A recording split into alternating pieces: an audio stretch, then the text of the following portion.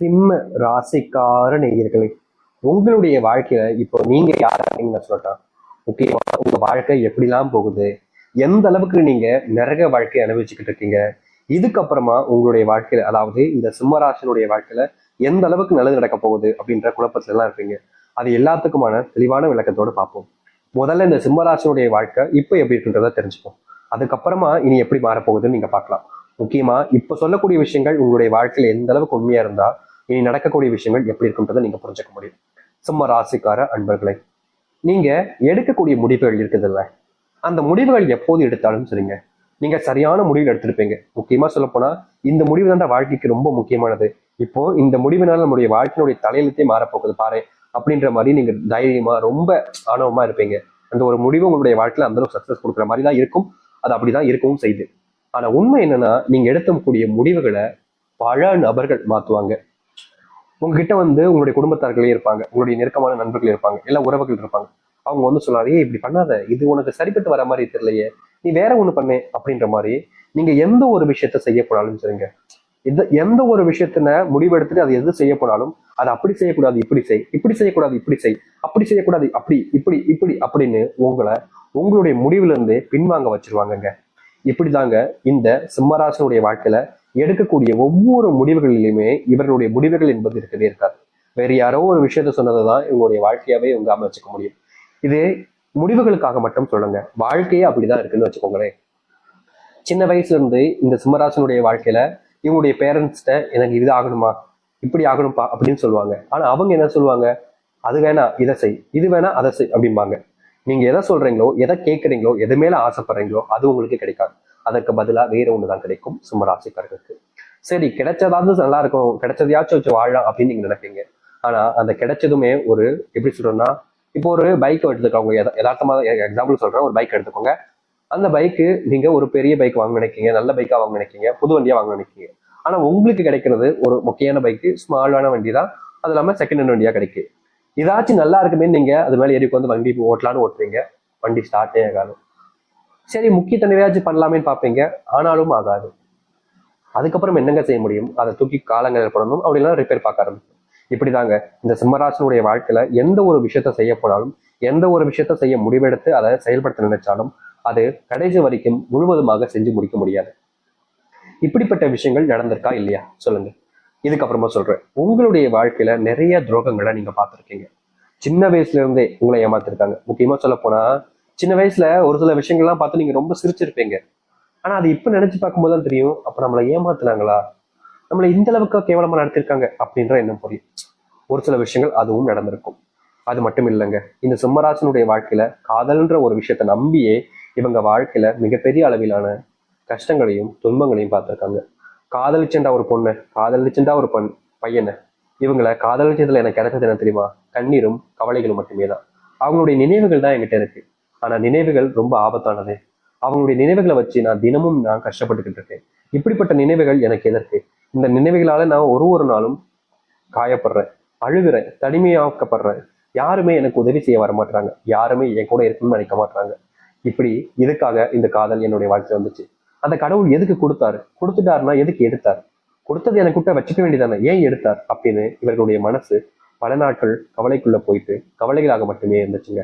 ஏன்னா ஒரு விஷயம் இவங்களுக்கு கிடைக்குது அப்படின்னா அது அவங்களுக்கானது தானே. இவங்களுக்கு ஒரு காதல் வாழ்க்கை கிடைக்கி அது ஒரு அற்புதமான வாழ்க்கையாக இருக்கும், சந்தோஷம் நிறைஞ்சிருக்கும், துன்பப்பட மாட்டோம், கஷ்டப்பட மாட்டோம்னு நம்பினாங்க. ஆனா அந்த காதல் வாழ்க்கையில இவர்களுக்கு வெறும் ஏமாற்றங்கள் மட்டுமே கிடைச்சது. நிலையானதாக இருக்கும், எப்போதும் மாறாது, எனக்குமே இதுல இருந்து என்னுடைய வாழ்க்கையில கஷ்டங்கள் ஏற்படாதுன்னு நம்பினாங்க. ஆனா அப்படிப்பட்ட விஷயங்கள் கூட இந்த சிம்மராசனுடைய வாழ்க்கையில இல்லாம போச்சு, காணாம போச்சு. தினமும் அழுகுறாங்க, கண்ணீர் விடுறாங்க, கஷ்டப்படுறாங்க, துன்பப்படுறாங்க, உதவி செய்ய ஒருத்தராவது வருவாங்க நினைக்கிறாங்க. ஆனா இல்லை, தன்னுடைய கஷ்டத்தை வேற யாராச்சும் பகிர்ந்துக்கலாம் நினைச்சாலும் அப்ப கூட யாரும் இவங்களுடைய கஷ்டத்தை புரிஞ்சுக்க கூட வாய்ப்புகள் கொடுக்கல, சான்ஸும் கொடுக்கலங்க. இப்படி தினமும் தினமும் வாழ்க்கையில கஷ்டத்தையும் துன்பத்தையும் அணிச்சுட்டு இருக்கக்கூடிய நபர்கள் தான் இந்த சிம்மராசிக்காரர்கள். ஆனா உண்மையை சொல்ல போனா இனி வரக்கூடிய காலங்கள்ல சிம்மராசினுடைய வாழ்க்கையில இருக்கக்கூடிய சின்ன சின்ன துன்பங்களும் நீங்கக்கூடிய காலங்களாக இருக்க போகுது.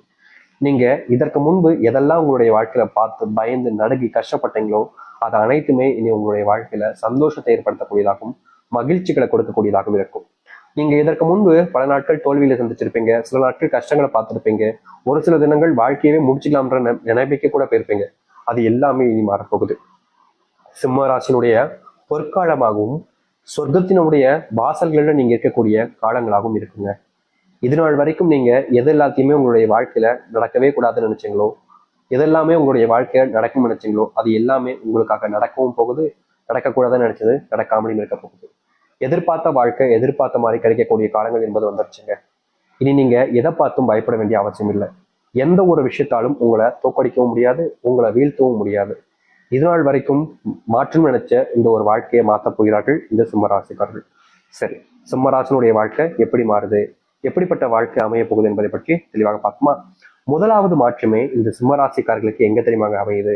இவர்களுடைய வாழ்க்கையில இன்னைக்கு வரைக்குமே எடுத்து வச்சுக்கக்கூடிய வேலைகள்ல முழுவதுமான முயற்சிகளை ஏற்படுத்தி முடிச்சுலாம் நினைப்பாங்க. ஆனா கடைசி வரைக்குமே இவர்களால அதை ஒரு நாள் முடிக்க முடியாம போயிடும். இப்படிப்பட்ட விஷயங்களே முதலாவதாக மாறப்போகுதுங்க. இனி நீங்க இந்த சிம்ம ராசிக்காரர்கள் எந்த ஒரு முடிவு எடுத்தாலும் சரிங்க, அதுல எந்த ஒரு முயற்சிகள் எடுத்தாலும் சரிங்க, நீங்க உடனடியாக உங்களுடைய வாழ்க்கையில உங்களுடைய வாழ்க்கையில மிகப்பெரிய அளவிலான முன்னேற்றங்களை பார்ப்பீங்க. தொழில் தொடங்கக்கூடிய சரியான காலங்களாக இப்போது அமைய போகுது இந்த சிம்மராசிக்காரர்களுக்கு. சிம்மராசனுடைய வாழ்க்கையில இது நாள் வரைக்குமே இவங்களுடைய வாழ்க்கையில இப்போ வரைக்கும் நான் சொல்றேன், உறுதியா சொல்றேன், இது நடந்திருக்கும். அது என்னன்னா, இவங்க காதலிச்ச நபர்கள் இவர்கள் கண் முன்னாடியே வேற ஒரு நபருடன் இருப்பது, வேறு ஒரு வாழ்க்கையை பார்த்துக்கிறதுங்க.